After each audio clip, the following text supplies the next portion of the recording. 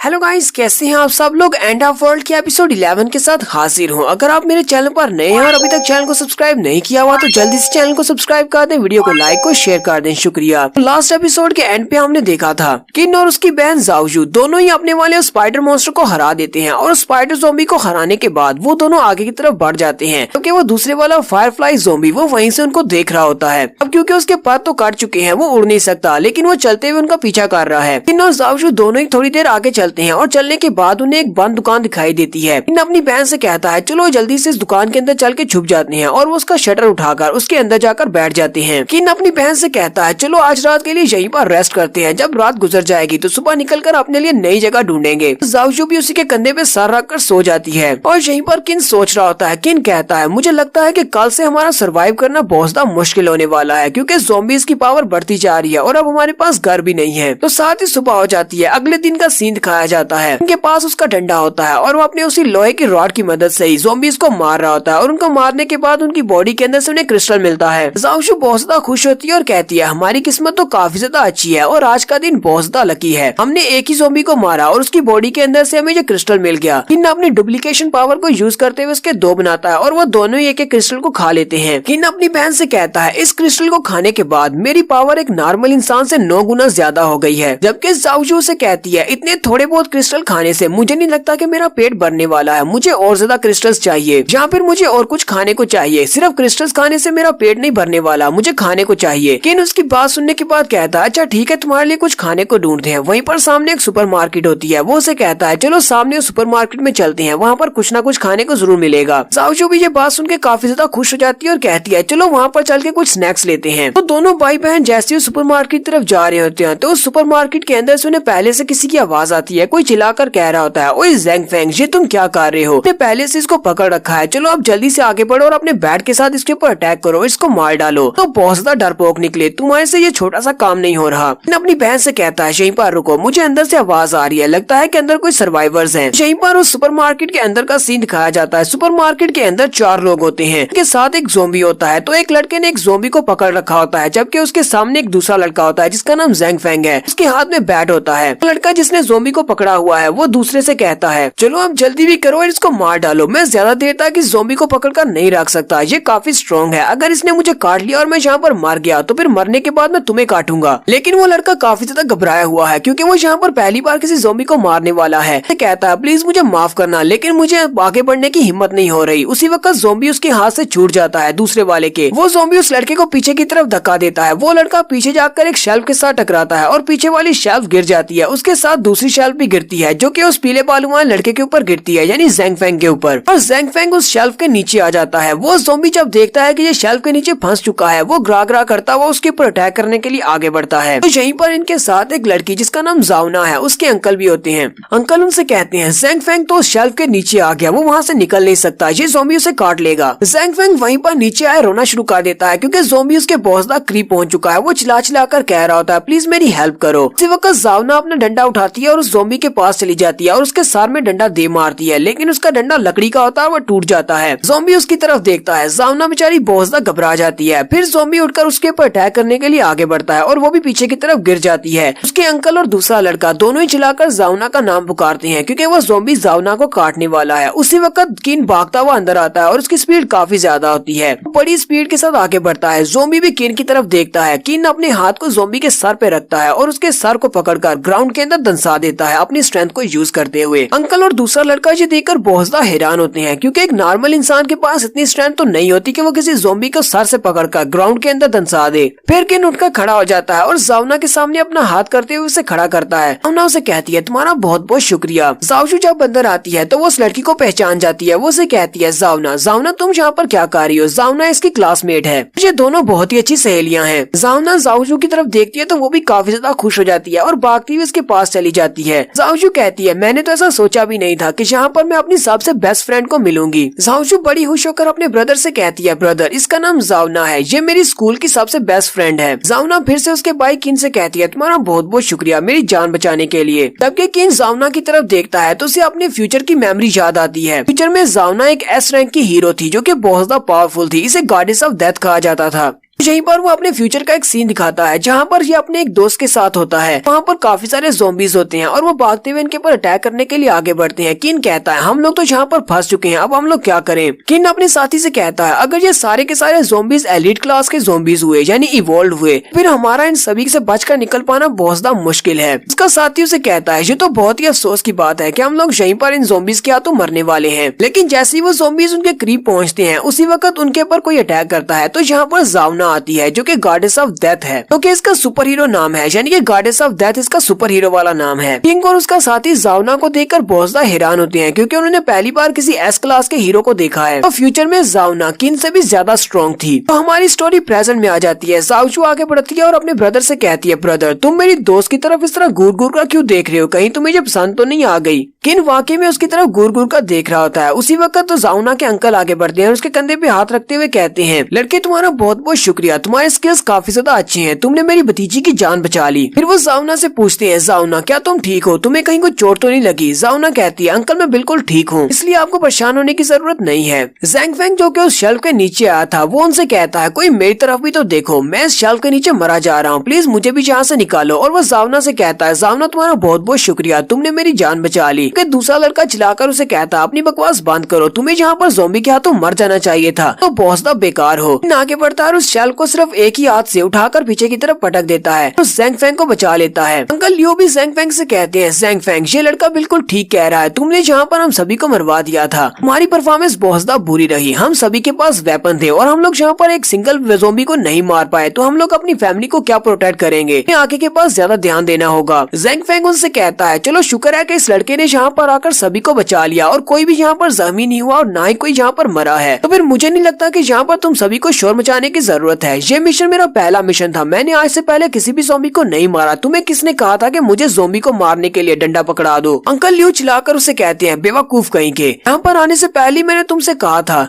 कि हमें जैसे ही मौका मिलेगा किसी ज़ॉम्बी को मारने का था हम उस ज़ॉम्बी को मार डालेंगे और जितना खाना मिलेगा उसको उठा लेंगे और यहाँ फिर हम डिस्ट्रैक्ट करेंगे या फिर ज़ॉम्बी के ऊपर अटैक करेंगे। तुमने इन सब में से कोई भी काम नहीं किया, जावना ने यहाँ पर तुम्हारी जान बचाई, ज़ॉम्बी को डिस्ट्रैक्ट किया, तुम तो एक पकड़े हुए ज़ॉम्बी के ऊपर भी अटैक नहीं कर सके, तुम्हारे अंदर इतनी हिम्मत ही नहीं है। तुम्हारी इस छोटी सी गलती की वजह से यहाँ पर हम सभी लोग मारे जा सकते थे, इसलिए आज के बाद बहुत ज्यादा ध्यान देना वरना हम लोग खुद ही उठाकर तुम्हें ज़ॉम्बीज के सामने फेंक देंगे। जैंग फेंग उनसे कहता है अच्छा ठीक है, तुम्हें ज्यादा बातें करने की जरूरत नहीं है, मैं इस बात को मान लेता हूँ कि ये गलती मेरी है। तो जैंग फेंग की नजर जाओजू पर पड़ती है, वो जाओजू पर लाइन मारने के लिए आगे बढ़ता है और उसे कहता है मुझे लगता है कि तुम इस लड़के की बहन हो, तुम्हारा नाम जाओजू किन होगा। साथ ही वो उसे कहता है मैं हाई स्कूल के सेकंड ईयर में हूँ और मुझे लगता है कि तुमने मेरे बारे में कभी भी नहीं सुना होगा, लेकिन मैंने तुम्हारे बारे में काफी कुछ सुन रखा है। जावना उसे कहती है हाँ मैंने तुम्हारे बारे में सुना है, तुम तो हमारे सीनियर जैंग फेंग हो जो कि सेकंड ईयर की क्लास में है, उसे मिलकर मुझे काफी अच्छा लगा। उसी वक्त उन्हें पीछे से क्रंच की आवाज आती है। अंकल लियो बहुत ज्यादा घबरा जाते हैं और कहते हैं लगता है कि यहाँ पर कोई और ज़ॉम्बी भी है और वो जल्दी से पीछे की तरफ मुड़ते हैं, लेकिन जैसे ही वो पीछे की तरफ देखते हैं पीछे किन खड़ा होता है जो कि खड़ा बिस्किट खा रहा होता है। अंकल लियो कहते हैं ये लड़का तो काफी तेज निकला जो कि यहाँ पर खाना खाना भी शुरू कर दिया, हमें भी काफी ज्यादा भूख लगी है, चलो जल्दी से अपने हिस्से का खा लो और उसके बाद बाकी का सभी अपने सेफ हाउस पर ले चलते हैं। तो यहीं पर जावना जाओजू से पूछती है जाओजू मुझे ये बताओ कि तुम और तुम्हारा भाई दोनों एक दूसरे से अलग क्यों दिखते हो। जाओजू से कहती है असल में ये मेरा सगा भाई नहीं है, हम दोनों ब्लड रिलेटेड नहीं है, इसी वजह से हम दोनों अलग दिखते हैं। फिर साथ ही वो उससे पूछती है तुम इस बारे में क्यों पूछ रही हो, कहीं तुम्हें उससे प्यार तो नहीं हो गया। जावना शर्माना शुरू कर देती है और कहती है तुम ऐसी बात कैसे कर सकती हो, नहीं मुझे वो पसंद नहीं है, तुम मेरे साथ इस तरह का मजाक कैसे कर सकती हो, वो भी इस तरह के हालात में। फिर वो सारे लोग सुपरमार्केट से बाहर निकलते हैं और अपने सेफ हाउस की तरफ चल पड़ते हैं। इन और जाओजू वो दोनों भी उनके साथ ही होते हैं। अंकल लियो उन सभी को लीड कर रहे हैं और उन सारे ज़ॉम्बीज़ से बचते बचाते वो चुपचाप सड़कों में से होते हुए अपने सेफ हाउस की तरफ जा रहे हैं। वो लोग एक बड़ी सी बिल्डिंग के सामने जाकर रुकते हैं। अंकल लियो उनसे कहते हैं तो यही हमारा सेफ हाउस है, हम लोग इसी बिल्डिंग में छुपे हुए हैं। तो जब वो लोग अंदर जाते हैं तो अंदर काफी सारे लोग होते हैं, ज्यादातर तो बूढ़े और जख्मी लोग होते हैं। उनसे कहते हैं तो फाइनली तुम लोग वापस आ ही गए। किन उन सभी की तरफ देखता और कहता है यहाँ पर ज्यादातर बूढ़े लोग हैं और उनमें से जो जवान है वो काफी जख्मी है। किन कहता है क्योंकि ये सारे लोग यहाँ पर बूढ़े और जख्मी है, इसी वजह से इन्होंने एक छोटी लड़की यानी जावना को ज़ॉम्बीज़ को मारने और खाना लाने के लिए बाहर भेजा था। और मुझे लगता है कि इन सभी के लिए इस एपोकलिप्स को सरवाइव करना बहुत ज्यादा मुश्किल है, तो आज या कल ये सभी लोग मारे जाएंगे। वहीं पर सामने एक बूढ़े दद्दू बैठे होते हैं। जावना भागती हुई उसके पास चली जाती है और कहती है ग्रैंडफादर मैं वापस आ गई। वो जल्दी से अपने बैग के अंदर से एक बन निकालती है और ग्रैंडपा से कहती है ग्रैंडपा आपको भूख लगी होगी, हमें सुपरमार्केट के अंदर से काफी सारा खाना मिला है, मैं आपके लिए लेकर आई हूँ। ग्रैंडपा उसे कहते हैं जावना तुम्हें बाहर जाकर अपना बहुत ज्यादा ध्यान रखना होगा क्योंकि बाहर बहुत ज्यादा खतरा है। अंकल लियो उन सभी से कहते हैं तुम सभी लोगों को भूख लगी होगी, चलो जल्दी से यहाँ पर आकर लाइन बना लो और अपना अपना खाना ले लो, कोई भी एक दूसरे को धक्का नहीं देगा, एक लाइन में खड़े रहना। ग्रैंडपा की नजर किन पर पड़ती है, वो उससे पूछते हैं जावना बेटा अब ये लड़का कौन है। जावना अपने ग्रैंडपा को बताती है कि इस लड़के का नाम किन है, इसकी बहन का नाम जावजू है और ये दोनों भाई बहन है। ये दोनों वहाँ पर नहीं होते तो आप अपनी पोती को इस वक्त देख नहीं पाते क्योंकि इन लोगों ने हमारी हेल्प की है और हमारी जान बचाई है, इसी वजह से हम इन्हें अपने साथ लेकर आए हैं। ग्रैंडपा उन दोनों से कहते हैं इस वक्त महामारी के दौर में हमारे पास जितने ज्यादा लोग होंगे उतना ज्यादा अच्छा है, अगर तुम लोग हमारी हेल्प करना चाहते हो तो फिर हमारे बेस पर रुक सकते हो और मुझे इस बात से बहुत ज्यादा खुशी होगी अगर तुम दोनों यहाँ पर रुकोगे। और यहीं पर हम लोग अपनी एपिसोड 11 का एंड करने वाले हैं। एपिसोड की एक्सप्लेनेशन अच्छी लगी हो तो कमेंट करके जरूर बताइएगा, चैनल को सब्सक्राइब कर दे, वीडियो को लाइक और शेयर कर दे, शुक्रिया।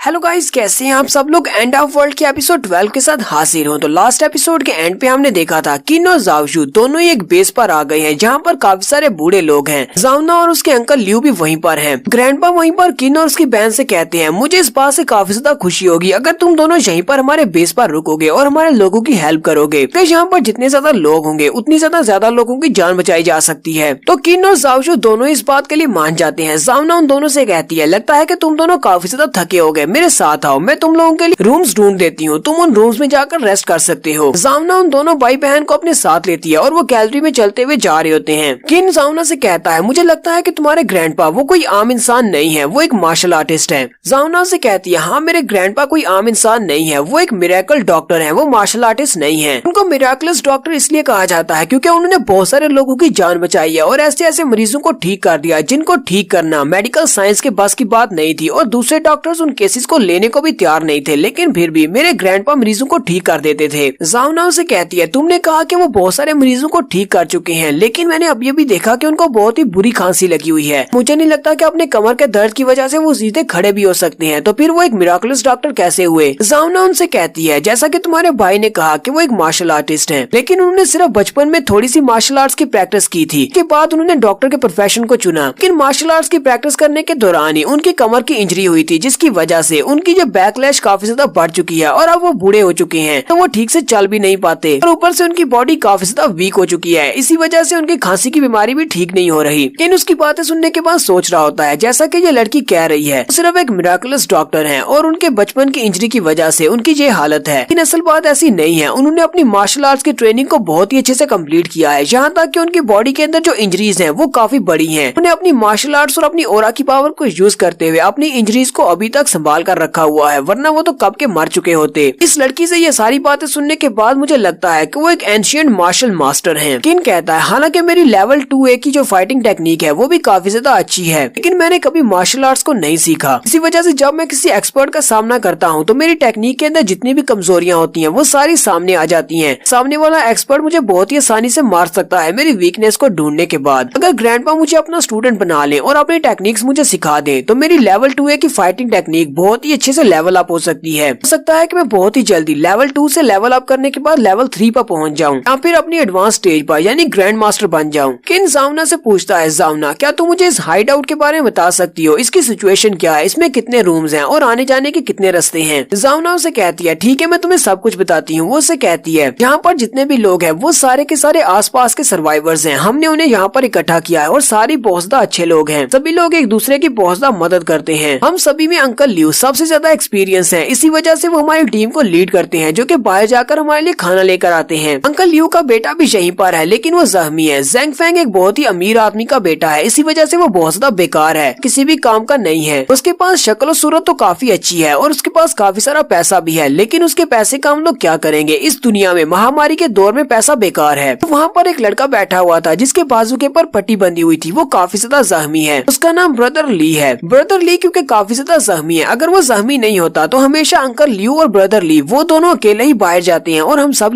के लिए खाना लेकर आते हैं। लेकिन अब जबकि ब्रदर ली जख्मी हो चुका है, इसी वजह से मुझे और ज़ेंग फेंग को बाहर जाना पड़ा। हालांकि मैं और ज़ेंग फेंग हम दोनों ने उसकी जगह ली है, लेकिन फिर भी हम दोनों को मिलाकर भी हम लोग ब्रदर ली की जगह नहीं ले सकते क्योंकि वो काफी एक्सपीरियंस फाइटर है। लेकिन उसकी सारी बातें सुनने के बाद कहता है चाहे इसने ब्रदर ली की कितनी ही तारीफ क्यों ना कर दी हो, यहाँ पर जितने भी लोग हैं वो सारे के सारे बहुत ज्यादा वीक हैं, वो है तो नॉर्मल इंसान ही। लगता है कि अगर कभी इनका सामना ज़ॉम्बीज के साथ होगा तो ये सारे मारे जाएंगे, इसलिए मुझे इन सब की हेल्प करना पड़ेगी ताकि मैं ग्रैंडपा से कुछ टेक्निक सीख सकूं। ग्रैंडपा से सीखने के लिए मुझे इनकी हेल्प करना पड़ेगी और यहीं पर रुकना पड़ेगा। तो नेक्स्ट सीन रात के वक्त का दिखाया जाता है। वो लोग किन को एक अलग रूम देते हैं। किन अपने रूम में आराम से लेटा होता है और सोच रहा होता है, जब से ये महामारी स्टार्ट हुई है मैं जाओजू के साथ ही सो रहा हूँ और मुझे बहुत ज्यादा अजीब लग रहा है। अब वो यहाँ पर नहीं है। किन को जब जाओजू के बिना नींद नहीं आती तो वो उठकर बैठ जाता और कहता है पता नहीं जाओजू इस वक्त सोई होगी या नहीं, मुझे लगता है कि मुझे उसके बेड में जाना चाहिए और जाकर देखना चाहिए क्या वो सोई है या नहीं। चल के उसे सरप्राइज देते हैं। किन उठता है और गैलरी में चलता हुआ सीधा जाओजू के रूम की तरफ जाता है। तो देखता है कि रूम का दरवाजा पहले से खुला है। कहता है मुझे लगता है कि इस लड़की ने मेरे लिए दरवाजा खुला छोड़ा हुआ है क्योंकि उसे पता था कि मैं उसके लिए जरूर आऊंगा। तो दरवाजा खुला देखकर वो अंदर चला जाता है। वो जैसे बेड के पास जाता है तो बेड के ऊपर कुछ सो रहा होता है। तो ये हमारी जाओजू नहीं बल्कि जाओना है। उसने अपने ऊपर चादर ली होती है और उसके पाँव नंगे होते हैं। हालांकि राइटर ने इन दोनों को भाई बहन दिखाया है और शुरुआत से ये दोनों भाई बहन ही थे, लेकिन अब यहाँ पर मुझे लगता है कि इसकी नीयत खराब हो रही है। पता नहीं राइटर क्या दिखाने की कोशिश कर रहा है। किन चादर के अंदर से उसके पाँव निकले हुए देखता है तो वो कहता है मेरे फ्यूचर में मैं हमेशा ही ज़ॉम्बीज के साथ फाइट करता रहा हूँ कि वहाँ पर एपोकलिप्स के दौरान बहुत सारे ज़ॉम्बीज थे, मॉन्स्टर्स थे। म्यूटेंट मॉन्स्टर्स के साथ फाइट करते करते मुझे तो कभी मौका ही नहीं मिला किसी लड़की के साथ रिलेशनशिप रखने का। तो किन बिस्तर के ऊपर चढ़ जाता है और उसके पाँव को टच करता है। वो जल्दी से अपने पाँव को अपनी चादर के अंदर खींच लेती है। किन कहता है लगता है कि ये बहुत ज्यादा मजाक के मूड में है और ये बाहर नहीं निकलना चाहती। इसे पता भी है कि मैं यहाँ पर आ चुका हूँ। किन जल्दी से उसके पाँव को पकड़ लेता है। जाओना से कहती है जाओजू ये तुम क्या कर रही हो, अगर तुम्हें मुझसे फिर से फाइट करनी है तो फिर ठीक है, हम दोनों फिर से फाइट करते हैं। तुम जब तक चाहो मैं तुम्हारे साथ तब तक फाइट कर सकती हूँ। जाओना को लगता है कि जाओजू अंदर आई है और उसी ने उसका पाँव पकड़ा है। जैसे ही उसकी आवाज सुनता है तो उसे पता चलता है कि ये उसकी बहन नहीं बल्कि ये तो जाओना है। उसी वक्त बाहर से दरवाजे पे नॉक होती है। जाओजू दरवाजे पे नॉक करती है और जाओना से कहती है जाओना ये तुमने क्या किया, ने दरवाजा ओपन छोड़ा था, तुमने दरवाजा क्यों बंद कर दिया। जाओना जैसे सुनती है कि जाओजू दरवाजे के बाहर है इसी वक्त वो शर्माना शुरू कर देती है। जल्दी से उठकर बैठ जाती है और किन की तरफ देखती है और कहती है तुम यहाँ पर क्या कर रहे हो। किन भी आगे से खामोश हो जाता है। फिर किन उठकर जाता है और जाकर जाओजू के लिए दरवाजा खोलता है। जाओजू किन से कहती है ब्रदर मैं तो बाहर गई थी अपने लिए पोटैटो चिप्स का पैकेट लेने के लिए, लेकिन तुम यहाँ पर हमारे रूम में क्या कर रहे हो। किन हंसते हुए उससे कहता है नहीं नहीं कुछ भी नहीं, मैं तो यहाँ पर तुम्हें चेक करने के लिए आया था। मुझे लगा कि तुम अकेले सोने में काफी ज्यादा डर रही होगी, इसी वजह से मैं यहाँ पर तुम्हें चेक करने के लिए आ गया। लेकिन अब जबकि जाओना तुम्हारे साथ सोने वाली है तो फिर ठीक है मैं जाकर आराम से सो जाता हूँ, तुम यहाँ पर सो जाओ। और फिर किन जल्दी से अपने रूम में वापस आ जाता है और कहता है ये मैंने क्या कर दिया, मैं आखिर वहाँ पर सोच क्या रहा था। तो अगले दिन सुबह सुबह का सीन दिखाया जाता है। किन तैयार श्यार होने के बाद सीढ़ियाँ उतरते हुए नीचे आता है तो ग्रैंडपा वहीं पर बैठे होते हैं। वो उसे कहता है गुड मॉर्निंग ग्रैंडपा। ग्रैंडपा उसे कहते हैं जूजी तुम इतने जल्दी क्यों उठ गए, मुझे पता है कि तुम्हारे पास घर नहीं है और पिछले कई दिनों से तुम लोग ज़ॉम्बी से अपनी जान बचाकर भाग रहे होगे। यहाँ पर जाओ और जाकर रूम में सो जाओ, तुम्हारे पास रेस्ट करने के लिए काफी टाइम है। किन आकर ग्रैंडपा के सामने खड़ा हो जाता है और कहता है ग्रैंडपा मुझे जल्दी उठने की आदत है, मैं तो बस देख रहा हूँ कि अगर किसी को मेरी हेल्प की जरूरत है तो मैं उसकी हेल्प कर दूं। और साथ ही किन सोच रहा होता है ग्रैंडपा मुझसे बहुत ही प्यार से बात कर रहे हैं, लगता है कि जाओना ने अपने ग्रैंडपा को रात के बारे में नहीं बताया कि मैं उसके कमरे में घुस गया था, वरना ग्रैंडपा ने तो अब तक मुझे मार दिया होता। उसी वक्त उन्हें अपने सेफ हाउस के बाहर से ज़ॉम्बीज के शोर करने की आवाज आती है। काफी सारे ज़ॉम्बीज उनके सेफ हाउस के सामने आकर जमा हो गए हैं और वो अंदर आने की कोशिश कर रहे हैं। तो एक लड़का उन सभी से कहता है सभी लोग खामोश हो जाओ, कोई भी आवाज ना निकाले क्योंकि बहुत सारे ज़ॉम्बीज हमारे बैरिकेड को तोड़ने की कोशिश कर रहे हैं। वहाँ पर जो सर्वाइवर होते हैं वो रोना शुरू कर देते हैं और कहते हैं अब हम लोग क्या करेंगे, हमें अभी मरना नहीं है, ये सारे ज़ॉम्बीज थोड़ी देर में अंदर आ जाएंगे और हमें मार डालेंगे। इनमें से कहता है अब हम लोग क्या करेंगे, हमारे पास तो कोई फाइटर भी नहीं है जो इन ज़ॉम्बीज को मार सके। तो ग्रैंडपा जो कि आराम से बैठे होते हैं वो उठने लगती हैं ताकि ज़ॉम्बीज को जाकर मार सकें। किन उनसे कहता है ग्रैंडपा आपको उठने की क्या जरूरत है, यहीं पर आराम से बैठे, मैं हूं ना, मैं जाकर उन ज़ॉम्बीज को संभालता हूँ। किन अंकल लियो और दूसरे लड़के के साथ बाहर के दरवाजे के पास आता है। वो दरवाजे को खोलकर बाहर की तरफ देखते हैं तो बाहर काफी सारे ज़ॉम्बीज होते हैं जो कि खिड़कियों को तोड़कर अंदर आने की कोशिश कर रहे होते हैं। अंकल लियो कहते हैं आखिर इन सारे ज़ॉम्बीज को पता कैसे चला कि हम लोग यहाँ पर अंदर छुपे हुए हैं। किन उन सभी को बताता है जब ज़ॉम्बीज आपस में मिलते हैं तो उनमें से कुछ ज़ॉम्बीज ऐसे होते हैं जो कि इवॉल्व होने के बाद इंटेलिजेंस क्रिएट करते हैं। वो लोग इस बारे में पता लगा सकते हैं हम लोग कहाँ पर छुपे हुए हैं क्योंकि ये सारे हमारी मूवमेंट्स को भी नोटिस करते हैं। हालांकि इन सभी के पास इतना दिमाग नहीं है, जिनका दिमाग सिर्फ एक शिकारी बीस की तरह होता है, लेकिन एक शिकारी बीस का दिमाग इतना काफी है कि वो अपने शिकार को ढूंढ सके। अंकल लियो बहुत सा परेशान हो जाती है और कहते हैं अब हम लोग क्या करेंगे, जितने लोग हमारे पास हैं हम लोग तो सिर्फ एक ही ज़ॉम्बी को मार पाएंगे, लेकिन अगर 2 ज़ॉम्बीज को मारना हुआ तो हमारे काफी सारे लोग जख्मी हो जाएंगे, लेकिन यहाँ पर तो 5 ज़ॉम्बीज हैं, इन सभी का मुकाबला कैसे करेंगे। अपनी रॉड को अपने हाथ में पकड़ता है और सामने की तरफ अकेले चला जाता है। अंकल लियो से कहते हैं लड़के तुम कहाँ पर जा रहे हो, क्या तुम्हें लगता है कि तुम इन सभी ज़ॉम्बीज को अकेले मार सकते हो, क्या तुम मरना चाहते हो? जाओजू आगे बढ़ती है और अंकल लियू से कहती है, अंकल लियू आपको परेशान होने की जरूरत नहीं है, मेरा भाई बहुत ज्यादा स्ट्रॉन्ग है। ये 5 ज़ॉम्बीज़ तो मेरे भाई के लिए कुछ भी नहीं है, ये तो सिर्फ साइड डिश की तरह है, वो तो इन सभी को कच्चा खा जाएगा। किन अपनी रॉड लेकर उनके सामने जाकर खड़ा हो जाता है। वो ज़ॉम्बीज़ भी किन की तरफ देखते हैं और सारे रॉ करते हुए उसके ऊपर अटैक करने के लिए आगे बढ़ते हैं। किन सबसे पहले अपनी रॉड के साथ एक के सर में मारता है और उसको नीचे गिरा देता है। फिर वो भागते हुए दूसरे वाले की तरफ जाता है, दूसरे वाला उसके ऊपर अटैक करता है। वो उसके अटैक को अवॉइड करते हुए पीछे की तरफ घूमता है और अपनी रॉड के साथ वहाँ पर एक धमाका करता है और उस ज़ॉम्बी को भी ग्राउंड के अंदर दंसा देता है। इसी तरह करते करते वो 5 ज़ॉम्बीज़ को मार देता है। अंकल लियू कहते हैं, तुम्हारा भाई क्या वो एक इंसान है या एक मॉन्स्टर है? इसने 5 ज़ॉम्बीज़ को अकेले कैसे मार दिया? किन अंकल लियू से कहता है, मैंने सारे ज़ॉम्बीज़ को निपटा दिया है, अब बाकी सभी को यहाँ पर बुलाओ और बैरिकेड्स यानी इस फेंस को दोबारा से रिपेयर करो, तब तक मैं यहीं पर ऑन गार्ड रहूंगा, अगर कोई ज़ॉम्बी आया तो मैं उसे मार डालूंगा।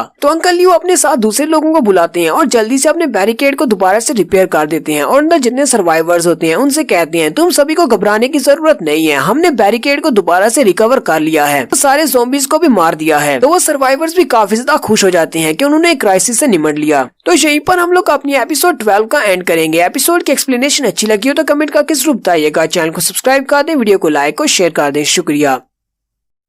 हेलो गाइस, कैसे हैं आप सब लोग? एंड ऑफ वर्ल्ड की एपिसोड 13 के साथ हाजिर हूं। तो लास्ट एपिसोड के एंड पे हमने देखा था सेफ हाउस के बाहर काफी सारे ज़ॉम्बीज़ आकर इकट्ठे हो जाते हैं। अंकल लियू कहते हैं, हम इन सारे ज़ॉम्बीज़ से कैसे निपटेंगे? तो यहीं पर किन आगे बढ़ता है और अपनी रॉड के साथ उन 5 ज़ॉम्बीज़ को मार देता है और उनको मारने के बाद वो लोग अपने बैरिकेड्स को दोबारा से रिपेयर कर लेते हैं। अंदर जितने भी सर्वाइवर्स होते हैं वो काफी ज्यादा खुश हो जाते हैं और कहते हैं, ये तो बहुत ही अच्छा हो गया कि उन ज़ॉम्बी से निपट लिया गया। अंकल लियू किन से कहते हैं, ब्रदर तुम्हारा बहुत बहुत शुक्रिया, तुमने उन सारे ज़ॉम्बीज़ को मारने में हमारी काफी ज्यादा हेल्प की है, तुम्हारी वजह से हम लोग जिंदा हैं। ग्रैंडपा जो कि बड़ी ही आराम से सोफे के ऊपर बैठे होते हैं, वो ये सारी बातें सुनने के बाद उठकर खड़े हो जाते हैं और किन से कहते हैं, जूजी मेरे साथ दूसरे रूम में आओ, मुझे तुमसे कोई जरूरी बात करनी है। किन भी ग्रैंडपा की बात सुनने के बाद काफी हैरान होता है और कहता है, अब इनको मुझसे क्या काम पड़ गया जो ये मुझे दूसरे रूम में लेकर जाना चाहते हैं। ग्रैंडपा उसे दूसरे रूम में लेकर जाते हैं और वहाँ पर जाने के बाद दरवाजे को बंद कर देते हैं और किन से कहते हैं, मैं घुमा फिरा कर बात नहीं करूंगा, मैं तुमसे डायरेक्टली पूछूंगा, क्या तुमने किसी इंसान को मारा है? तुम्हें देखकर लगता है कि तुमने पहले भी कई सारे इंसानों को मारा है। किन ग्रैंडपा से कहता है, मैं भी घुमा फिरा कर जवाब नहीं दूंगा, आपकी नजर बहुत ज्यादा तेज है। हाँ, मैंने काफी सारे इंसानों को मारा है, लेकिन वो सारे बुरे लोग थे, मैंने किसी अच्छे इंसान को नहीं मारा। तो ग्रैंडपा यहाँ पर जल्दी से अपने बटन खोलना शुरू करते हैं। वो अपने आप को एक मार्शल आर्टिस्ट समझ रहे हैं। वो अपने बटन खोलते हुए उससे कहते हैं, मेरी बॉडी काफी ज्यादा वीक है और मैं ये बात भी अच्छी तरह से जानता हूँ कि तुम्हारे जैसे यंग लड़के के सामने मैं कुछ भी नहीं हूँ और तुम्हारा मैच नहीं हूँ, लेकिन फिर भी आम इंसानों को मारने से तुम्हें रोकने के लिए मुझे ये सब कुछ करना होगा। ग्रैंडपा चिल्लाकर उसे कहते हैं, चलो आप जल्दी से बताओ तुम्हारा रियल प्लान क्या है, तुम यहाँ पर किस लिए आए हो? क्या तुम यहाँ पर हमारा सामान लूटने के लिए आए हो और हम सभी को मारने के लिए आए हो? किन ग्रैंडपा से कहता है, मैंने सुना था कि हम लोग अपने बुजुर्गों से कोई भी बात नहीं छुपा सकते और वाकई में मैं आप एल्डर से कोई भी बात नहीं छुपा सकता, आपको तो सब कुछ पता है। किन आगे बढ़ता है ग्रैंडपा से कहता है, ग्रैंडपा आपको यहाँ पर जरा भी परेशान होने की जरूरत नहीं है, मैं एक बुरा इंसान नहीं हूँ और यहाँ पर किसी को भी मारना नहीं चाहता, मैं तो आपके साथ एक सौदा करना चाहता हूँ। ग्रैंडपा भी उसकी बात सुन के हैरान होती हैं और कहते हैं, तुम मुझसे कैसी डील करना चाहते हो, किस किस्म का सौदा? किन उनसे कहता है, ये एक ऐसी डील है जिसमें सिर्फ आप ही का फायदा होने वाला है। मेरी डील बहुत ज्यादा सिंपल है, आप मुझे अपने डिसाइपल के तौर पर एक्सेप्ट कर लें और आपके पास जितनी भी मार्शल आर्ट्स की नॉलेज है वो आप सारी की सारी मुझे दे दें, अपनी स्पेशल टेक्निक्स भी मुझे सिखा दें और इसके बदले में आपकी बॉडी के अंदर जितनी भी इंजरीज हैं और आपकी ये कमर की इंजरी और साथ ही आपकी खांसी, ये सब कुछ ठीक हो जाएगा और आप दोबारा से एक स्ट्रॉन्ग इंसान बन जाएंगे। ग्रैंडपा किन से कहते हैं, ये बात तो ठीक है कि तुम मुझसे मार्शल आर्ट सीखना चाहते हो, ठीक है, मुझे इसमें कोई मसला नहीं, मैं तुम्हें मार्शल आर्ट सिखा सकता हूँ, लेकिन मैं एक डॉक्टर रह चुका हूँ, मुझे अच्छी तरह से पता है कि मेरी बॉडी की लिमिट क्या है। तुम कैसे कह सकते हो कि तुम मेरी बॉडी को दोबारा से ठीक कर सकते हो? ग्रैंडपा उसे कहते हैं, हाँ मुझे पता है कि तुम ज़ॉम्बीज़ के साथ फाइट कर सकते हो, तुम्हारे पास काफी सारी टेक्निक्स हैं, लेकिन तुम किसी मुर्दा को जिंदा नहीं कर सकते, इसलिए मैं अपनी डील तुम्हें बताता हूँ। तुम्हें मुझे नई बॉडी देने की जरूरत नहीं है, ना ही मेरे जख्मों को हील करने की जरूरत है, ना ही मुझे स्ट्रॉन्ग बनाने की जरूरत है। मैं चाहता हूँ कि तुम मेरी पोती जाउना का ख्याल रखो, उसे प्रोटेक्ट करो। अगर तुम मेरी इस डील को मानने को तैयार हो तो फिर ठीक है, मैं तुम्हें अपना स्टूडेंट मानने को तैयार हूँ और तुम्हें सब कुछ सिखाऊंगा। तो वहीं पर फर्श के ऊपर एक लोहे का पाइप पड़ा होता है। किन उस लोहे के पाइप को उठाता है। ग्रैंडपा भी काफी चौंक जाते हैं कि कहीं ये मेरे ऊपर अटैक तो नहीं करने वाला। किन उस रॉड को अपने हाथ में पकड़ता है और अपने हाथ की मुट्ठी बंद करता है, तो उस रॉड को अपनी मुट्ठी को बंद करके पिंच कर देता है और यहाँ पर ग्रैंडपा को अपनी स्ट्रेंथ दिखा रहा है। ग्रैंडपा भी ये देखकर काफी ज्यादा हैरान हो जाते हैं और कहते हैं, ये कैसे हो सकता है, एक नॉर्मल इंसान के पास इतनी स्ट्रेंथ नहीं होती कि वो किसी लोहे के पाइप को बेंड कर सके। किन ग्रैंडपा से कहता है, ग्रैंडपा आपने मेरी पावर को तो देख ही लिया है, मेरे पास एक बहुत ही अच्छा तरीका है, मैं आपकी पावर को बढ़ा सकता हूँ और हो सकता है कि आपकी स्ट्रेंथ मुझसे भी ज्यादा बढ़ जाए। जब आपकी स्ट्रेंथ मुझसे ज्यादा बढ़ जाएगी तो फिर मुझे जावना को प्रोटेक्ट करने की जरूरत भी नहीं पड़ेगी।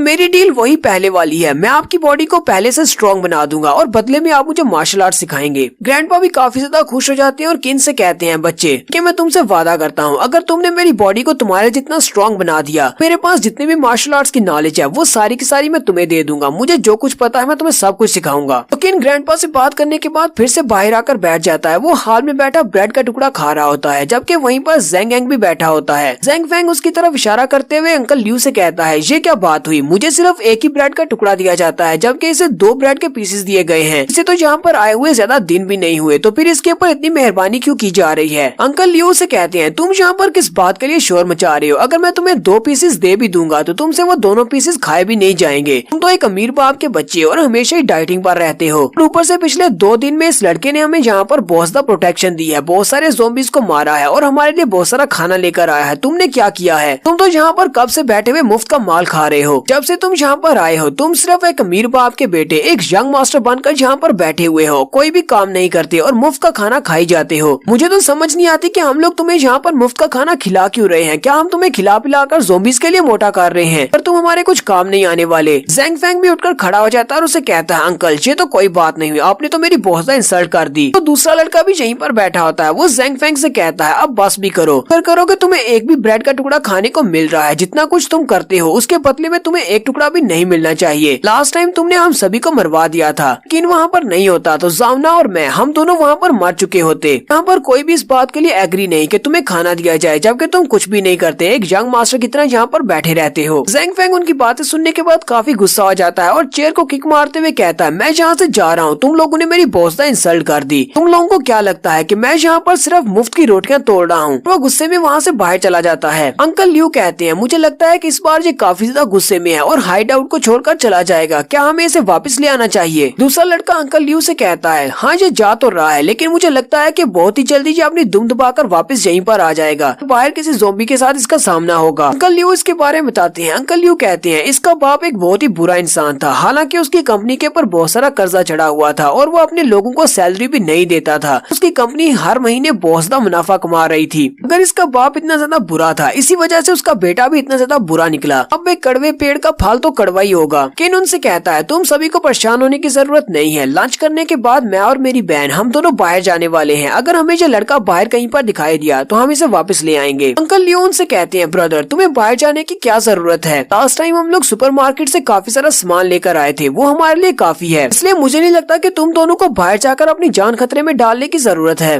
जाओशू अंकल ल्यू से कहती है, अंकल ल्यू आपको परेशान होने की जरूरत नहीं है, मैं और मेरा भाई बहुत ज्यादा स्ट्रॉन्ग है, हम लोग इन ज़ॉम्बीज़ के सामने अपना ख्याल रख सकते हैं, ये ज़ॉम्बीज़ हमारे सामने कुछ भी नहीं। दोनों भाई बहन अपने लंच को खत्म करने के बाद हाइड आउट से बाहर निकल आते हैं। बाहर आने के बाद जाओशू काफी ज्यादा गुस्से में होती है, वो अपना मोटा सा मुंह बनाकर अपने भाई से कहती है, ब्रदर मुझे ये बताओ मेरी बॉडी ज्यादा अच्छी है या फिर जावना की। इन भी उसकी बात सुनने के बाद काफी ज्यादा हैरान हो जाता है। मैं भी इनकी बातें सुनने के बाद काफी ज्यादा हैरान हूँ, क्या ये वाकई में भाई बहन ही है ना, क्योंकि बाकी सब सीरीज में जो गर्लफ्रेंड्स होती हैं वो अपने मार्शल ब्रदर को मार्शल ब्रदर कहती हैं, हालांकि वो उनका बॉयफ्रेंड होता है, लेकिन ये यहाँ पर इसकी गर्लफ्रेंड नहीं है बल्कि इसकी स्टेप सिस्टर है। किन उसे कहता है, मुझे लगता है कि तुम अभी तक इस बात को लेकर गुस्सा हो, मुझे कैसे पता होगा कि बिस्तर के ऊपर तुम दोनों एक साथ सोने वाली हो और उस वक्त वहाँ पर जावना थी, मैं तो तुम्हारे लिए वहाँ पर आया था, ये सिर्फ एक मिसअंडरस्टैंडिंग है, तुम्हें इसके लिए परेशान होने की जरूरत नहीं है। जावना जल्दी से दूसरी तरफ अपना मुंह घुमा लेती है और अपने भाई से कहती है, चलो इस बार मैं तुम्हें माफ कर देती हूँ, लेकिन अगली बार मैंने तुम्हें इसी तरह किसी लड़की के कमरे में जाते हुए देखा तो फिर मुझसे बुरा कोई नहीं होगा। किन भी उसकी बातें सुनने के बाद काफी ज्यादा हैरान होता और कहता, अब इसने ये सारी बातें कहाँ से सीख ली। फिर नेक्स्ट सीन में वो दोनों ही अपनी हंटिंग को स्टार्ट करते हैं। वो काफी सारे ज़ॉम्बीज़ को मारते हैं क्योंकि वो पहले से काफी स्ट्रॉन्ग हो चुके हैं। काफी सारे ज़ॉम्बीज़ को मारने के बाद उनकी बॉडी को चीरते हैं तो उनकी बॉडी के अंदर से उन्हें क्रिस्टल्स नहीं मिलते। किन कहता है, आज का दिन तो काफी बुरा है, अब तक हमने कितने ज़ॉम्बीज़ को मारा है लेकिन उनकी बॉडी के अंदर से एक भी क्रिस्टल नहीं मिल पाया। जाओशू से कहती है, हाँ मेरे वाले में भी कोई क्रिस्टल नहीं है। किन कहता है, तो लगता है आज का दिन ही बुरा है। तो वो दोनों भी वहीं पर खड़े होते हैं। उसी वक्त उन्हें बहुत ही बुरी सी स्मेल आती है। किन अपने भाई के पास आगे बढ़ती है और सूंघते हुए कहती है, ब्रदर क्या तुमने गैस छोड़ी है, मुझे बहुत ही बुरी स्मेल आ रही है।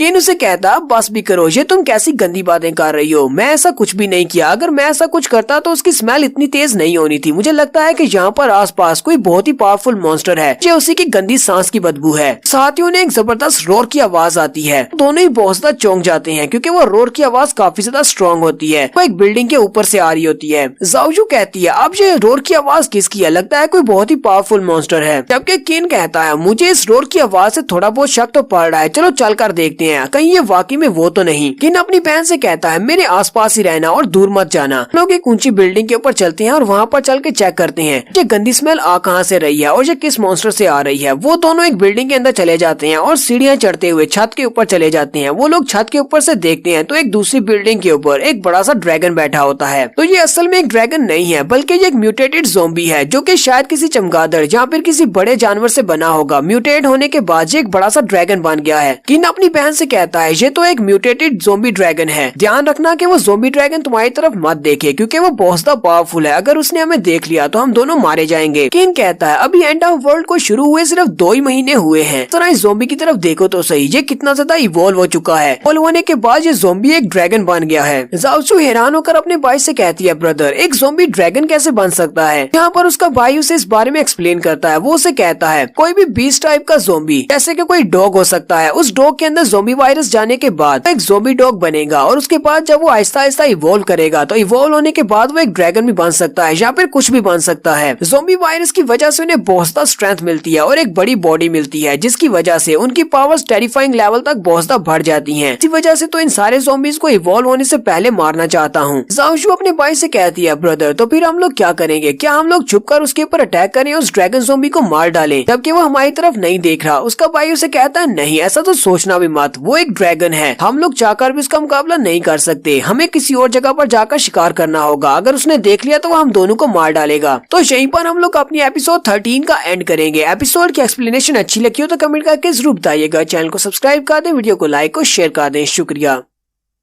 हेलो गाइस, कैसे हैं आप सब लोग। एंड ऑफ वर्ल्ड की एपिसोड 14 के साथ हाजिर हूँ। तो लास्ट एपिसोड के एंड पे हमने देखा था कि जाओजू को एक बड़ी सी बिल्डिंग के ऊपर एक बड़ा सा म्यूटेटेड ज़ॉम्बी ड्रैगन दिखाई देता है। वो एक ज़ॉम्बी है जो कि म्यूटेट होने के बाद एक बड़ा सा ड्रैगन बन चुका है और वो काफी ज्यादा पावरफुल लग रहा होता है। इसी वजह से किन अपनी बहन से कहता है हम लोग इसका मुकाबला नहीं कर सकते, चलो यहाँ से निकलते हैं क्योंकि अगर इस ड्रैगन ने हमें देख लिया तो ये हम दोनों को मार डालेगा। तो फिर इस एपिसोड की शुरुआत में किन और जाओजू उस एरिया से काफी दूर चले आते हैं, दूसरी जगह पर जाकर ज़ॉम्बीज को मारना स्टार्ट करते हैं। तो वहाँ पर जब वो ज़ॉम्बीज को मारते हैं तो उनके पास से क्रिस्टल्स मिलते हैं। तो बाकी का पूरा दिन उन्हें कोई भी क्रिस्टल नहीं मिला होता। जाओजू काफी ज्यादा खुश होती है और कहती है यहाँ पर इस एरिया में तो हमें काफी सारे क्रिस्टल्स मिले हैं, अभी तक हमें 3 क्रिस्टल्स मिल चुके हैं। किन जाओजू से कहता है मुझे तो लगा था कि हमारा आज का दिन काफी ज्यादा बुरा होने वाला है क्योंकि हमें सुबह से कोई भी क्रिस्टल नहीं मिला था, लेकिन अब हमें अचानक से 3 क्रिस्टल्स मिल गए हैं जिनको मैं मल्टीप्लाई करके 6 बना सकता हूँ।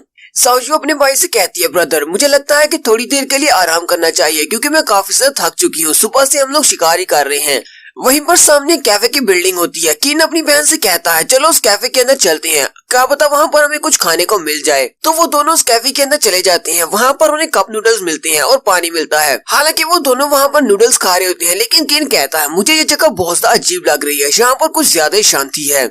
जाओजू से कहती है वो इस वजह से हो सकती है क्योंकि यहाँ पर जितने भी ज़ॉम्बीज थे हमने उन सभी को मार दिया है, इसलिए बाहर से किसी भी ज़ॉम्बी की आवाज नहीं आ रही। किन उसे कहता है नहीं, हमने आज पूरे दिन में तकरीबन 70 से 80 ज़ॉम्बीज को मारा होगा, इससे ज्यादा नहीं मरे होंगे। अब हम दोनों ही क्योंकि इवॉल्व ह्यूमंस हैं, हमारे पास सुपर पावर्स हैं, तो हम लोग ज़ॉम्बीज को दूर से सेंस कर सकते हैं। लेकिन जबकि हम किसी भी ज़ॉम्बी को यहाँ पर सेंस नहीं कर पा रहे, तो इसका मतलब तो यह है कि ज़ॉम्बीज ने यहाँ पर अपने आप को छुपाया हुआ है, ज़ॉम्बीज हमारे सामने नहीं आना चाहते। तो उसी वक्त बाहर वाले दरवाजे के पास दीवार के पीछे एक ज़ॉम्बी छुपा होता है जो कि छुपकर इनके ऊपर नजर रख रहा होता है। इन जल्दी से अपनी रॉड पकड़ता है और उठकर खड़ा हो जाता है। जाओजू से कहती है ब्रदर अब तुम्हें क्या हुआ। किन उससे कहता है चलो जल्दी से रेडी हो जाओ क्योंकि यहाँ पर काफी सारे ज़ॉम्बीज हैं और वहाँ पर अटैक करने की फिराक में है, लेकिन वो यहाँ पर गार्ड लगाकर बैठे हुए हैं। इसी वक्त ऊपर की छत भी टूटती है और छत के टूटने के साथ ही काफी सारे ज़ॉम्बीज ऊपर से नीचे की तरफ गिरते हैं। किन जल्दी से अपनी रॉड के साथ ऊपर से गिरने वाले ज़ॉम्बी के पेट में अपनी रॉड मारता है और उसको वहीं पर मार देता है। किन जाओजू से कहता है हमें जो 3 क्रिस्टल्स मिले हैं उनमें से 2 के ऊपर अपनी एनहेंसमेंट की पावर को यूज करो ताकि हम उन्हें अभी खा सकें, और उनमें से एक को रख दो, उसे हम दादाजी को जाकर देंगे। उसके बाद दोनों अपने अपने क्रिस्टल्स को खा लेते हैं। किन वहीं पर अपनी रॉड के साथ एक धमाका करता है और वो दीवार को तोड़कर बाहर निकल आते हैं, लेकिन जैसे बाहर आते हैं बाहर कोई भी ज़ॉम्बी नहीं होता। किन कहता है ये बहुत ही हैरान करने वाली बात है कि यहाँ पर भी कोई ज़ॉम्बी नहीं है,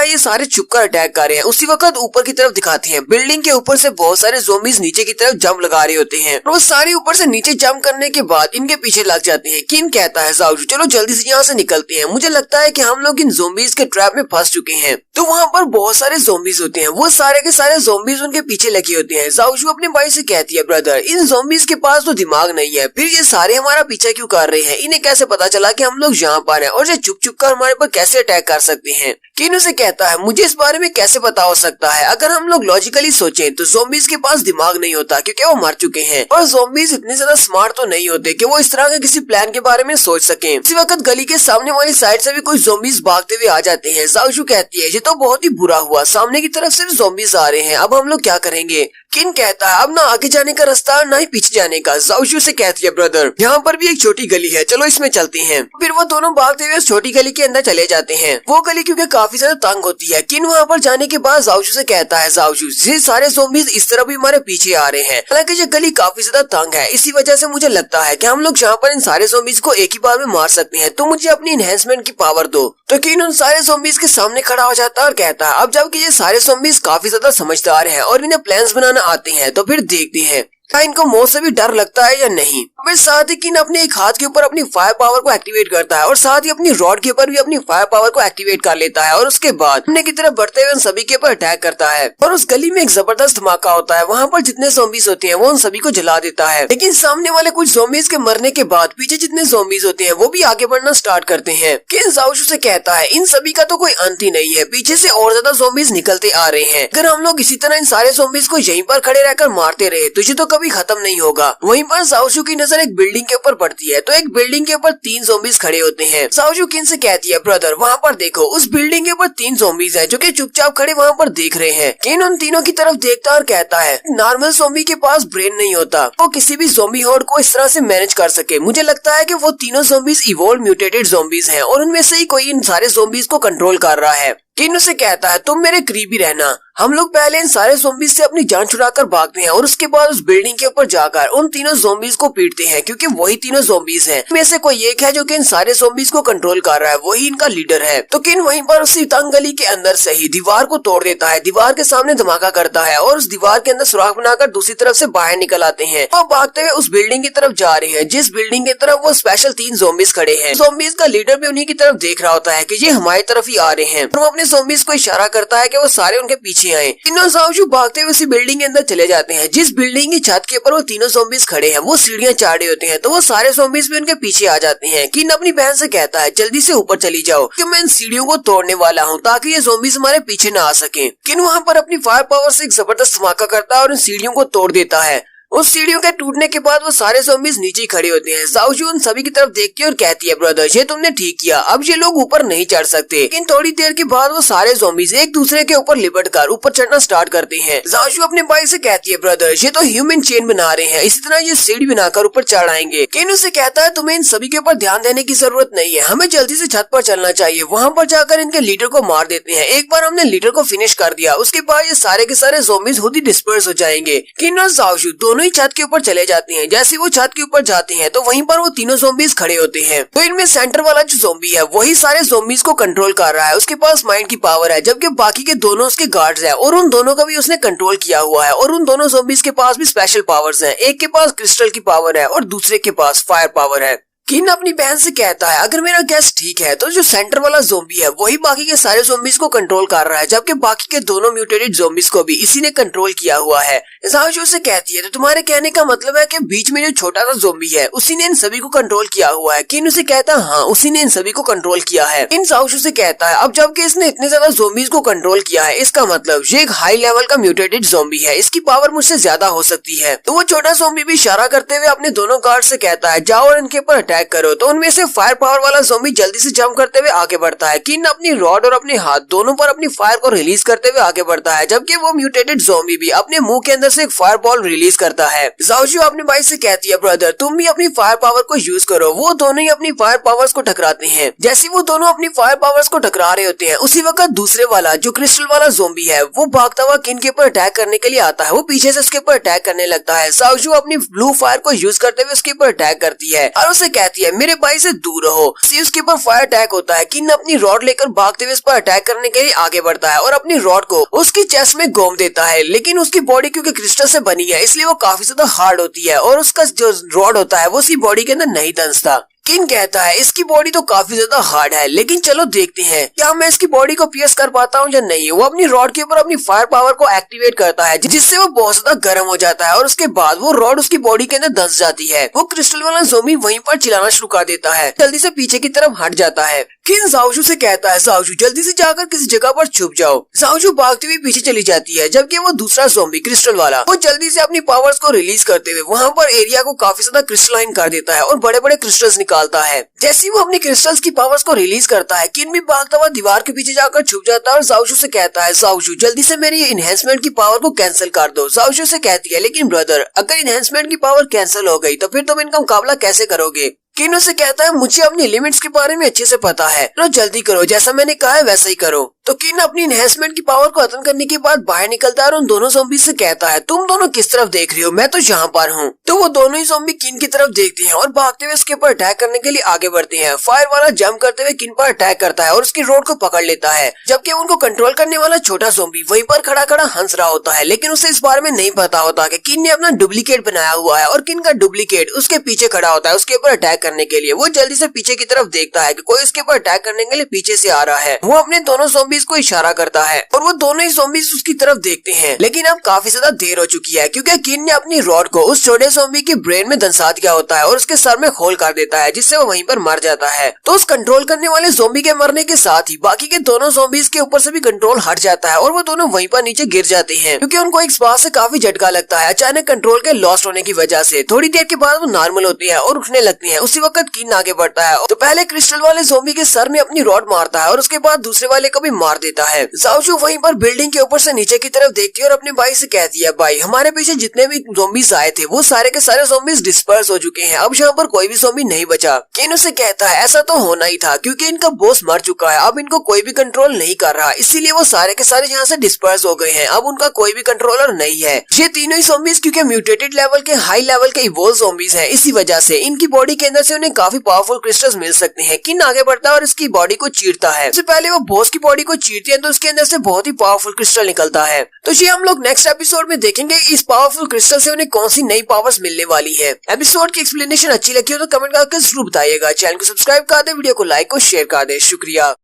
हेलो गाइस, कैसे हैं आप सब लोग। एंड ऑफ वर्ल्ड की एपिसोड 15 के साथ हाजिर हूं। तो लास्ट एपिसोड के एंड पे हमने देखा था किन और उसकी बहन ने 3 म्यूटेटेड ज़ॉम्बीज को हरा दिया है और उन तीनों को मारने के बाद उनकी बॉडी के अंदर से उन्हें क्रिस्टल मिला है। तो बॉस वाली बॉडी के अंदर से उन्हें एक पर्पल कलर का क्रिस्टल मिलता है, शायद ये पर्पल कलर ही है। तो वो दोनों इस क्रिस्टल को घूर घूर कर देख रहे होते हैं क्योंकि इस कलर का क्रिस्टल उन्हें पहले नहीं मिला। किन ज़ाओजू से कहता है, आज तक हमें जितने भी क्रिस्टल्स मिले हैं वो सारे के सारे ऐसे नहीं थे। ये वाले क्रिस्टल का कलर देखकर लगता है कि ये एक बहुत ही हाई ग्रेड का क्रिस्टल है, अच्छी क्वालिटी का, और इससे हमें कोई स्पेशल पावर मिल सकती है। हालांकि ये वाला क्रिस्टल उस डिमोनिक बीस्ट की बॉडी से मिले हुए रेड क्रिस्टल के जैसा तो नहीं है, लेकिन फिर भी मुझे लगता है कि काफी अच्छा होगा। किन उस क्रिस्टल को अपने हाथ पे रखता और कहता, हम लोग इसके ऊपर सेम प्रोसीजर को अप्लाई करेंगे। ज़ाओजू तुम पहले इसको इनहेंस करो और उसके बाद मैं इसके 2 हिस्से करूंगा। तो डुप्लीकेट बनाने के बाद एक तुम खा लेना और एक मैं खा लूंगा। ज़ाओजू काफी खुश हो जाती है और कहती है, ठीक है ब्रदर। किन ने उस क्रिस्टल को अपने हाथ में पकड़ा होता है। वो जैसे ही उसका डुप्लीकेट बनाने की कोशिश करता है लेकिन कुछ भी नहीं होता। ज़ाओजू से कहती है, ब्रदर ये क्या हुआ, मुझे तो लगा तुमने अपने डुप्लीकेशन एबिलिटी को यूज किया है। किन उसे कहता, हाँ मैंने यूज किया है लेकिन ये क्रिस्टल डुप्लीकेट नहीं हो रहा, मुझे लगता है कि मेरी पावर की भी लिमिटेशंस हैं। इन क्रिस्टल्स के ऊपर लेवल सप्रेशन लगा हुआ है। ज़ाओजू से कहती है, ब्रदर लेवल सप्रेशन क्या होता है, मुझे भी इस बारे में समझाओ क्योंकि पहले तुमने कभी भी लेवल सप्रेशन के बारे में बात नहीं की। किन उसे कहता है, लेवल सप्रेशन का मतलब ये है कि इस ज़ॉम्बी जिसको हमने मारा है और उसकी बॉडी के अंदर से क्रिस्टल मिला है, उसका पावर गैप मुझसे काफी ज्यादा था, वो मुझसे काफी ज्यादा स्ट्रॉन्ग था, यानी कि मैं उससे वीक हूँ। इसी वजह से इस क्रिस्टल को यूज करने के लिए जब मैं एक हाई लेवल पे नहीं पहुंच जाता तब तक मैं इस क्रिस्टल को यूज नहीं कर सकता। इसके ऊपर मेरी पावर्स काम नहीं करेंगी। हालांकि ये इतना ज्यादा मुश्किल नहीं है। अगर मैं इसको अपने हाथ में पकड़कर अपनी डुप्लीकेशन एबिलिटी को अप्लाई करूं और काफी देर तक अप्लाई करता रहूं तो मुझे लगता है कि ऐसा हो जाएगा, लेकिन इसकी वजह से मेरी बॉडी के अंदर से काफी सारी एनर्जी वेस्ट होगी। ज़ाओ से कहती है तो तुम्हारे कहने का क्या मतलब है कि जिस ज़ॉम्बी को तुमने मारा है वो ज़ॉम्बी तुमसे ज्यादा स्ट्रॉन्ग था। किन उसे कहता है हाँ ये बात बिल्कुल ठीक है कि वो वाला ज़ॉम्बी काफी ज्यादा स्ट्रॉन्ग था और उसके पास जो यूनिक एबिलिटी थी दूसरे ज़ॉम्बीज को कंट्रोल करने की, वो वाली काफी अच्छी एबिलिटी है और काफी पावरफुल भी है। लेकिन अफसोस की बात यह है कि वो अभी तक लेवल अप नहीं कर पाया था। वो अपने छोटे लेवल पर ही था। ऊपर से वो बहुत ज्यादा अनलकी था क्योंकि उसके पास सिर्फ 2 ही रक्षक थे, फायर पावर वाला और एक आइस क्रिस्टल्स वाला। अगर उसके पास उसको बचाने के लिए और ज्यादा लैकीज होते तो इसका मतलब वो अब तक सरवाइव कर पाता और भी ज्यादा स्ट्रॉन्ग हो जाता। और मुझे लगता है कि वो यहाँ पर हमें इसलिए मारना चाहता था ताकि हमें मारने के बाद वो अपनी आर्मी में हम दोनों को भी ज़ॉम्बी बनाकर शामिल कर सके। किन उस क्रिस्टल को अपने हाथ में पकड़ता और कहता है ज़ाओ चलो दोनों मिलकर इसके ऊपर अपनी रीइंफोर्समेंट और डुप्लीकेशन पावर्स को यूज करते हैं। मुझे लगता है कि थोड़ी देर के बाद हम लोग इसमें कामयाब हो जाएंगे, इसके 2 बना सकेंगे। नेक्स्ट सीन थोड़ी देर के बाद का दिखाया जाता है। उन दोनों ने अपने क्रिस्टल को डुप्लीकेट कर लिया है और दोनों के हाथ में वही पर्पल क्रिस्टल होता है। किन कहता है चलो अब इसको खाकर देखते हैं कि आखिर इससे हमें क्या मिलने वाला है। और फिर वो दोनों ही अपने अपने क्रिस्टल को खा लेते हैं। किन जैसे अपने क्रिस्टल को खाता है तो वो जोर जोर से चिल्लाना शुरू कर देता है क्योंकि जब वो क्रिस्टल को खाता है तो उसे काफी ज्यादा पेन होता है। किन अपने क्रिस्टल को खाने के बाद थोड़ी देर के लिए चलाता है और उसके बाद अपनी बहन से कहता है मुझे महसूस हो रहा है इस क्रिस्टल को खाने के बाद मेरी स्ट्रेंथ एक नॉर्मल इंसान के मुकाबले में 15 से 16 गुना ज्यादा हो गई है। साओशू अपने भाई से कहती है ब्रदर जब भी तुम किसी क्रिस्टल को खाते हो तो तुम इस तरह शोर क्यों मचाते हो? तुम्हें नहीं लगता कि तुम्हें इस तरह नहीं करना चाहिए? भी उसकी बात सुनने के बाद काफी हैरान होता है और उसे कहता है क्या मतलब है, मुझे ऐसा नहीं करना चाहिए। जब भी किसी इवोल्यूशन क्रिस्टल को खाया जाता है तो बहुत ज्यादा पेन होता है। हमारी बॉडी इस एवोल्यूशन क्रिस्टल को क्योर नहीं कर सकती। किन उसे कहता अब मुझे ये मत कहना कि क्रिस्टल को खाने पर तुम्हें कुछ भी महसूस नहीं होता। ज़ाओ ने भी अपने क्रिस्टल को निकल लिया है लेकिन उसने जरा भी शोर नहीं मचाया। वो उसे कहती है हाँ मुझे महसूस हो रहा है कि मेरी पावर बढ़ चुकी है। एक नॉर्मल इंसान के मुकाबले में मेरी पावर 12 से 13 गुना बढ़ गई है, लेकिन क्रिस्टल को खाने पर मुझे जरा भी दर्द नहीं हुआ। किन उसे कहता है ये तो बहुत ही अच्छी बात है कि तुम्हारी पावर को बूस्ट मिल गया है, लेकिन तुमने शोर क्यों नहीं मचाया जब तुमने क्रिस्टल को एब्जॉर्ब किया? ज़ाओ से कहती है तो क्या मुझे शोर मचाना चाहिए था? किन उसे कहता है क्या तुमने मुझे देखा नहीं? जब मैंने क्रिस्टल को निकला तो मुझे बहुत ज्यादा दर्द हुआ और मैं दर्द से चिल्ला रहा था। ज़ाओ से कहती है इसी वजह से तो मैं तुमसे कह रही हूँ कि तुम क्यों चिल्ला रहे हो, मुझे तो कुछ भी नहीं हुआ। फिर वो दोनों अपनी बहस को खत्म करने के बाद उस छत से नीचे उतर आते हैं। किन अपनी बहन से कहता है हम लोग आज सुबह से यहाँ पर ज़ॉम्बीज को मार रहे हैं और आज हमें काफी अच्छे क्रिस्टल्स भी मिले हैं, साथ ही हमने अपनी पावर को बढ़ा लिया है। किन उसे कहता है अब जबकि हमारे पास काफी सारे एवोल्यूशन मटेरियल्स हैं तो हम इन मटेरियल्स को वापस लेकर जाएंगे और जाकर ज़ाओना के ग्रैंडपा को देंगे ताकि वो अपनी एनर्जी को वापस रिगेन कर सकें। जब वो दोबारा से पावरफुल हो जाएंगे उसके बाद वो अपनी लाइफ को दोबारा से नॉर्मली जी पाएंगे और ज़ाओना को भी प्रोटेक्ट कर सकेंगे। उसके बाद वो मुझे मार्शल आर्ट्स की ट्रेनिंग भी देंगे। ज़ाओ से कहती है ब्रदर मुझे बहुत ज्यादा थकावट हो रही है, चलो जल्दी से वापस चलते हैं, मुझे लगता है कि वापस जाने पर कुछ खाने को मिलेगा। किन उसे कहता है तुम खा खा कर बहुत ज्यादा मोटी हो गई हो, तुम्हें इस महामारी के दौर में भी अपनी डाइट पर ध्यान रखना चाहिए। तुम्हें पता है कि इस महामारी के दौर में सभी लोगों को पूरा खाने को भी नहीं मिलता और वो सारे कमजोर होते जा रहे हैं जबकि तुम और मोटी होती जा रही हो। ज़ाओ उसकी बात सुनकर गुस्सा हो जाती है और उसके पेट में एक जबरदस्त पंच मारती है और कहती है तुमने किसको मोटी कहा? किन अपनी छाती पे हाथ रखते हुए उसे कहता है ये तुम क्या कर रही हो, तुम्हें पता है कि तुम एक नॉर्मल इंसान से काफी स्ट्रॉन्ग हो, तुम्हें इस तरह पंच नहीं मारना चाहिए। ज़ाओ अपने भाई से कहती है ब्रदर उस तरफ देखो, मुझे लगता है कि कुछ गलत हुआ है। किन उसे कहता हाँ मुझे भी महसूस हो रहा है, मुझे लगता है कि सामने से ब्लड की स्टेंच आ रही है। ज़ाओ से कहती है लेकिन ये सारी ब्लड की स्मेल तो सामने की तरफ से आ रही है और वहीं पर तो हमारा बेस कैंप है, वहाँ पर ज़ाओना और उसके ग्रैंडपा और बाकी के सभी लोग हैं। तो जल्दी से वहाँ पर चलकर देखते हैं, लगता है कि वहाँ पर उनके साथ कुछ बुरा हुआ है। जैसे वो दोनों भाई बहन अपने बेस कैंप के अंदर जाते हैं तो वहाँ पर बहुत सारी लाशें पड़ी होती हैं, तो उनके जितने भी लोग होते हैं उन सभी को पहले से किसी ने मार दिया होता है। ज़ाओ इस बात से काफी ज्यादा उदास हो जाती है और अपने भाई से कहती है ब्रदर ये किसने किया होगा, ये तो बहुत ही बुरा हुआ, क्या ज़ॉम्बीज़ यहाँ पर अंदर आ गए होंगे? इन आगे बढ़ता है, ब्रदर ली के पास बैठकर उसकी बॉडी को चेक करता है और कहता है नहीं ये किसी ज़ॉम्बी का काम नहीं है, ये तो किसी इंसान ने किया है। ज़ाओ वहीं पर चिल्ला चिल्लाकर ज़ाओना को पुकार रही होती है, वो ज़ाओना को ढूंढ रही है जबकि वहाँ पर जितने भी लोग होते हैं वो सारे के सारे मर चुके हैं, उनमें से कोई भी जिंदा नहीं है। किन उसे कहता है यहाँ पर ज़ाओना मिसिंग है, इसके अलावा अंकल लियू भी नहीं है और साथ ही ग्रैंडपा भी नहीं है, उनकी डेड बॉडीज यहाँ पर नहीं है। जाओजू वहीं पर खड़ी खड़ी रोना शुरू कर देती है और कहती है ये सारे के सारे डिफेंसलेस थे, ये तो फाइट बैक भी नहीं कर सकते थे, आखिर इतना घटिया काम किसने किया होगा, कौन इतना बुरा इंसान है। यहीं पर उन्हें पैरों के निशान नजर आते हैं। उनसे कहता है ये फुटस्टेप बाहर की तरफ जा रहे हैं, चलो इनका पीछा करते हैं। किन उन फुटस्टेप्स को देखते हुए कहता है चाहे जिसने भी किया होगा मैं उसको नहीं छोड़ने वाला, क्योंकि मैं ग्रैंडपा से मार्शल आर्ट्स की ट्रेनिंग लेने वाला था और उसने ग्रैंडपा को मार डाला। तो वो दोनों फुटस्टेप्स को फॉलो करते हुए बाहर की तरफ निकलते हैं। तो वहाँ पर गली में काफी सारे ज़ॉम्बीज़ की भी लाशें पड़ी होती हैं। किन उसे कहता है यहाँ पर गली में बहुत सारे ज़ॉम्बीज़ मरे हुए हैं, मुझे लगता है कि ये किसी इवॉल्व इंसान ने किया है, हमारी तरह सुपर पावर वाले इंसान ने, कोई नॉर्मल इंसान ऐसा नहीं कर सकता। ताओशू की नजर वहीं पर एक पेड़ पर पड़ती है, तो उस पेड़ के ऊपर अंकल लियू को किसी ने लटकाया होता है। अंकल लियू के दोनों बाजू और दोनों टांगे किसी ने काट दी हैं और उसे किसी ने दरख्त के ऊपर लटका दिया है, जबकि ज़ॉम्बीज़ उसके नीचे खड़े होते हैं। किन उस तरफ देखता है और कहता है ये तो अंकल लियू है, और वो भी काफी ज्यादा गुस्से में हो जाता है और वो भागता हुआ वहाँ पर जाता है और कहता है चलो पहले इसे बचाते हैं। वहाँ पर जाने के बाद वो ज़ॉम्बीज़ को मार देते हैं और अंकल लियू की बॉडी को वहाँ से नीचे उतारते हैं। अंकल लियू अभी तक जिंदा है। वो उससे पूछते हैं अंकल लियू हमें बताओ कि ये सब कुछ किसने किया है, सभी लोगों को किसने मारा। अंकल लियू काफी ज्यादा गुस्से में होते हैं और कहते हैं ये सब कुछ उस कमीने ने किया है, उस बेकार इंसान ने। किन उनसे कहता है क्या आप यहाँ पर ज़ेंगफेंग की बात कर रहे हैं, लेकिन ज़ेंगफेंग ऐसा कैसे कर सकता है। अंकल लियू से कहते हैं हाँ ये सब कुछ ज़ेंगफेंग ने किया है।